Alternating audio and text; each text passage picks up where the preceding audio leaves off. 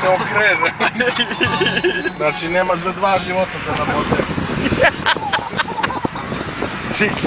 Ti nam je autoput. Evo nas u Tibi. Gdje ste vi?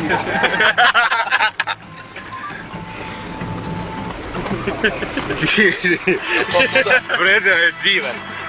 Evo tuda? Pa dobro, pored autoputa smo. Snimaj film, snimi. Idemo luda. Pa jel?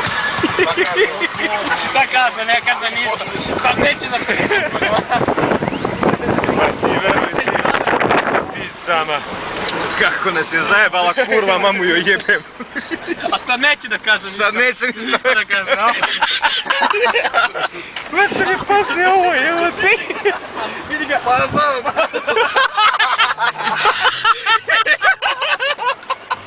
A sad.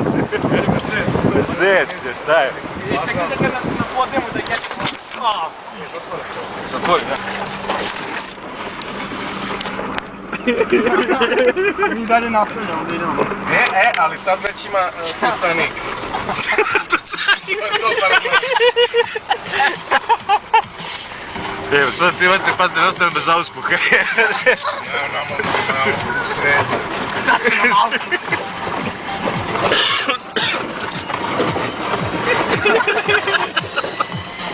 Kažeš farbanje. Ne, ali stvarno da razmislim stvarno nije. Pa mi se odaljamo više od puta. Ne.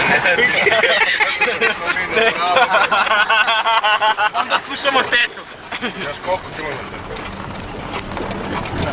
7,5. Šta smo rekli za sat vremena, znači ja ovdje ne sam daš puštam ispod 110.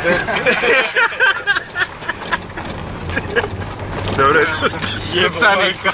Onda sad postaje bolji put. Dobro je tucanik, dobro. Ulazi deda kaže, kako ste počeli da kupujete te naprave što govore, svi idu preko moje. Dalje neće smoći. Ajmo sad. Staviš na 10 puta, si lud.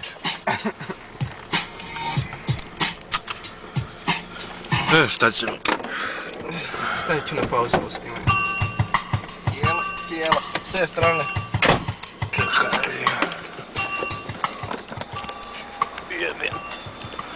Čitava guma, dobro je. I ova druga. Ti si tu je Odlično, super, nastavi dalje.